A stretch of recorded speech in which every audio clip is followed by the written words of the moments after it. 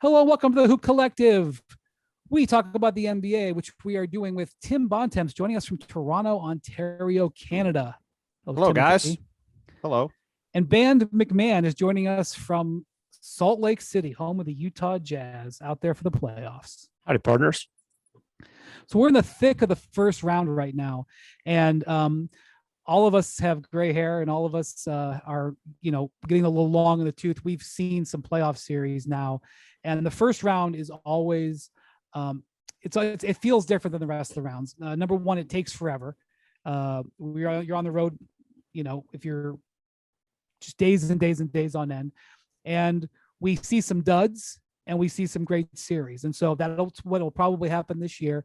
And I thought it would be a great opportunity to take a look back at our favorite first round series that we've ever covered, which, is over the last 10 to 15 years for those of us in our era, so to speak. So Bontemps, you want to start? What's your favorite first round series that you've ever covered?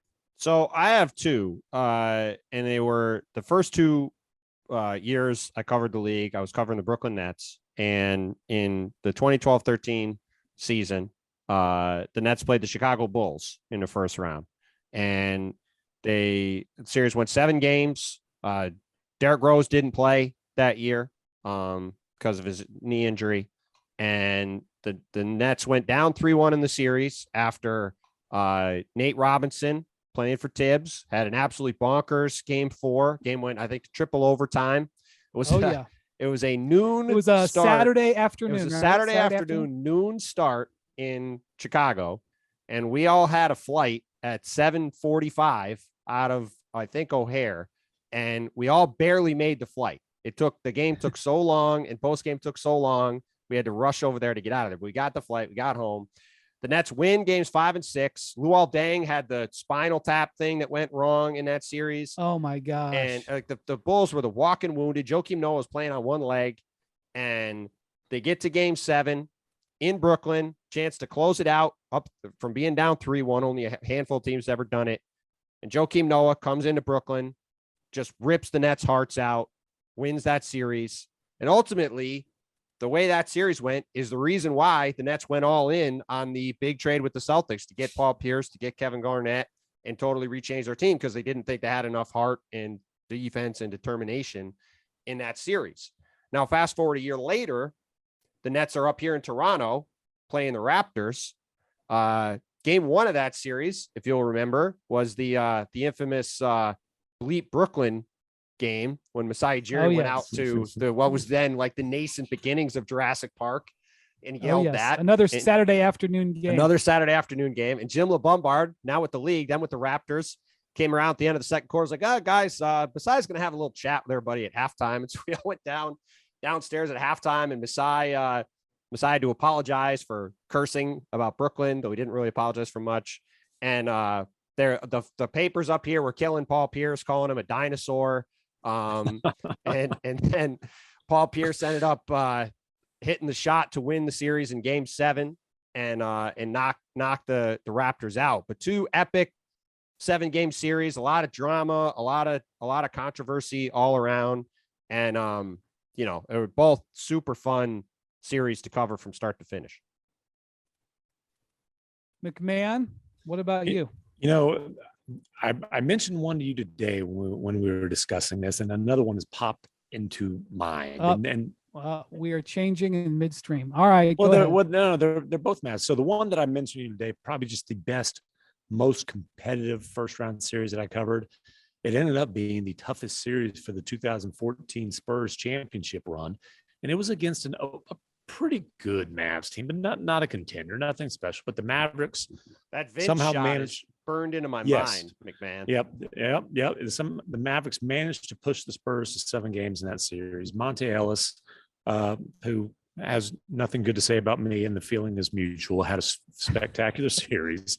But yeah, the most memorable moment of that series was definitely Vince's buzzer beater, where tippy toes up or his heels would have been out of bounds in the corner there. And you're talking about a surefire Hall of Famer who was in the latter stages of his career, although he did manage to still play several years after that. Like 5 more years. Yeah. 6 more years. But a really cool moment for that dude. Kind of the chess match between Pop and Rick Carlisle. The Mavericks pushing that series to 7 was a huge upset, and then the Spurs completely wiped him out in Game 7. Plus, you had all the history, Dirk's, all of his playoff history against the Spurs.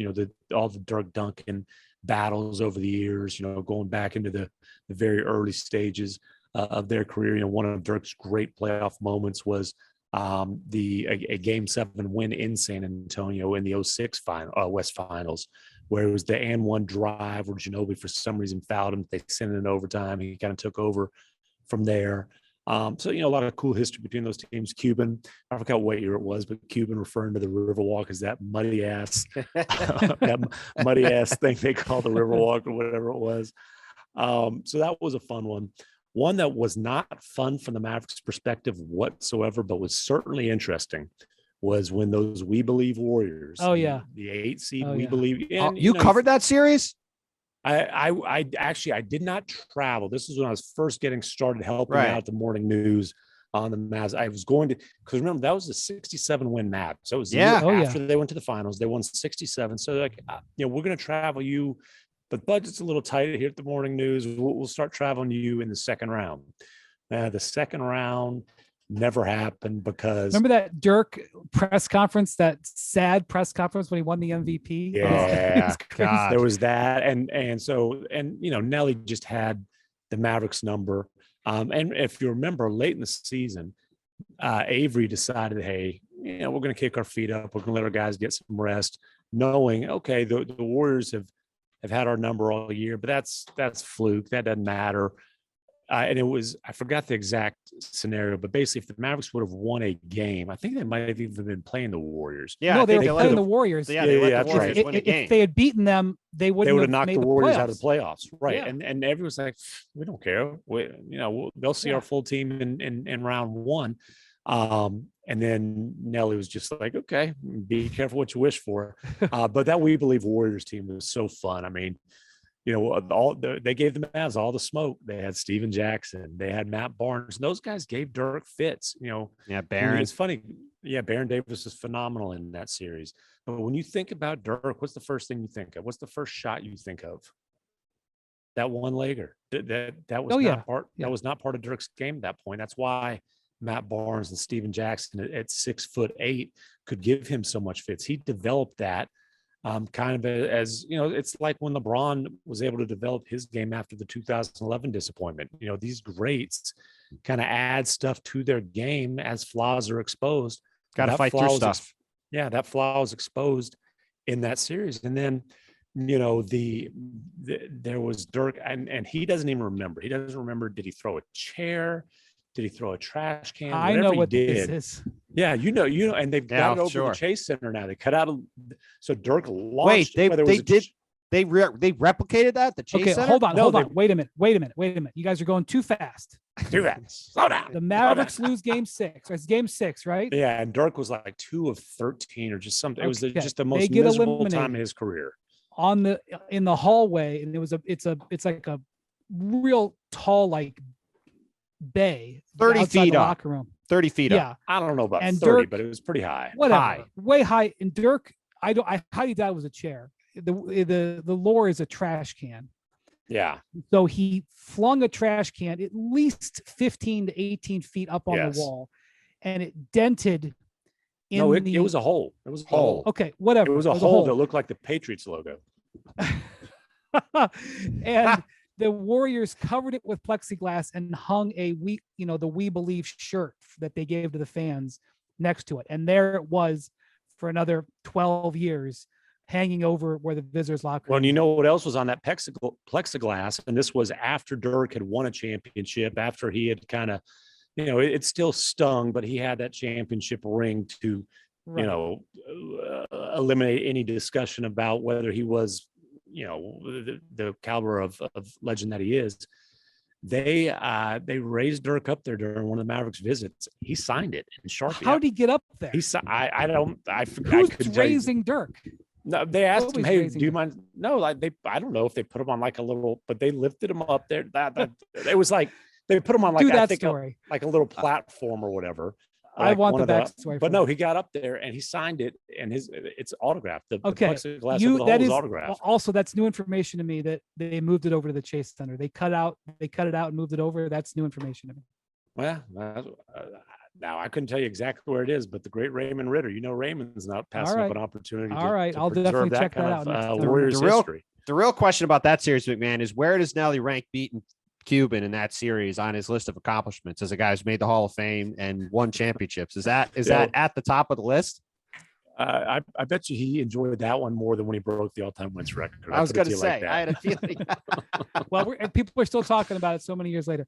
All right, so for me, it was a 2014 first-round series between the Memphis Grizzlies and Oklahoma City Thunder. It was awesome series, a 2-7 series, but it was tremendous. Full 7 games, Thunder win in 7. But during the series, so many crazy things happened. First off, Nick Calathis, who wasn't a star by any means, but he was the backup point guard for the Grizzlies, and Mike Conley was dealing with injury issues, and Calathis got suspended for steroids, and it was like, he disputed it, and the Players Association disputed it, and his lawyer disputed it. But long story short, he was suspended. Well, and they were like, "There's no way you're that bald, that young without doing roids." And he was like, "But I don't have any muscles." That was exactly what they said. How did you remember that? The Players Association thought it was insulting. There were 3 consecutive overtime games, 3 in a row, which I've never seen before. Reggie Jackson had his coming out moment in that series, bailing out. The series was about to go 3-1 Memphis in game 4 in Memphis, and Reggie Jackson has this incredible game, forces overtime with a 3-pointer, and then is great at 32 points in that game. Durant struggled a little bit against Tony Allen in the grit and grind defense, and the Daily Oklahoman ran a headline that said, Mr. Unreliable. Oh, that's right. That was the Mr. Unreliable moment. By the way, that's right. I cannot believe the New York tabloids didn't bust that out after that 417, 106 turnover clunker in game 2 with the Nets. As a tabloid alum, they're not stealing from the Oklahoman, even if it was perfect. Big giant type, Mr. Unreliable. And the Thunder were so angry that Sam Presti, their general manager, put out a statement because a few months earlier, there'd been a horrible tornado in Moore, Oklahoma, devastating tornado, and Durant had donated $1 million to the recovery, and Sam Presti put out a statement that said the residents of Moore think that Kevin Durant's pretty reliable, which, I mean, just amazing on many fronts. They wins on other teams' home courts. The Grizzlies won in Oklahoma City. The Thunder won in Memphis. Full grit and grind, full general heart of that era. Then the night before Game 7, in fact, I flew in between Oklahoma City and Memphis, but long story short, I drove from Memphis to Oklahoma City in that series just because of the travel. And it was, the connections took forever. The connections, and it's not easy to get to Memphis and Oklahoma City, my friends. You had to go through Dallas, and the connection that way was bad. Don't worry about it for the sake of this podcast. Worry about that. I was in the middle of Arkansas driving over to Oklahoma City, and I get this text from the league office saying that Zach Randolph is suspended for Game 7. And I was like, for what?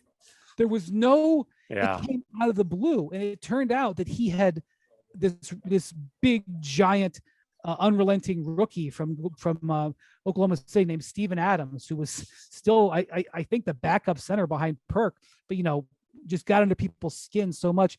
And Zach had been running down the court in the Game 6. Nobody ever saw it. And he just slugged, Steven Adams with his shoulder, and it was a vicious hit. But nobody it's saw a lot it. nicer than what Draymond did to Steven Adams in a future playoff series. That's true, and he didn't get suspended for it. He just got a flagrant. So I remember getting to the hotel after hearing that Zach was suspended. It was just it was a stunning suspension. And the Grizzlies coaching staff was drowning their sorrows. And I mean, drowning their sorrows at the hotel bar, and we were sitting there, and they're basically like, well, there's nothing we can do now. We just, and we watched as the group Dame Lillard hit that three, the first three, the first I was also watching Houston. That game at a Right, bar, in Chandler and Parsons' face. Yeah, so funny story about that. I was for that because this was the same. We were on alternating days for that Grizzlies Thunder series, so I watched all those games. It was incredible, and we were at a bar. The Nets beat after Game 6 in Brooklyn, watching that Rockets Blazers game, because if the Blazers won, we were going to have a game at noon for Game 7. If the Blazers lost, we were going to have a game at 8. And for people, for newspapers, you sure as hell want to have a Saturday game at noon and not at 8, because that means you got to go to shoot around. You got earlies. Your day is ruined. So the celebration at the bar when that Dame shot went in, it might have rivaled the celebration in Portland. It was a celebratory moment for everybody involved. So, and then Dave Yeager, who was the Grizzlies coach, threw out a wild lineup and just threw everything at the wall. But it ended up being anticlimactic because of the Randolph suspension. But I still think of that series often. Was the most newsy and fun first round series I ever covered. And even though it was tough, it was annoying travel. I was driving a lot. By the way, I ran away from a tornado at one point. Like a tornado came in on, I was driving, and like I hit the gas, went to 90 miles an hour. And like 10 minutes later, a tornado crossed over I-40. It was a lot going on in that series. He was almost like the Wicked Witch in Wizard of Oz. We'd have Wendy's little sneakers dangling out from underneath the house. Oh, man. On that note, thank you for watching the Hoop Collective Short. You can hear our regular podcast every Tuesday and Friday, wherever you get your podcast. Thank you, Bontemps. Thank you, McMahon. Thank you to our producers. We'll talk to you soon.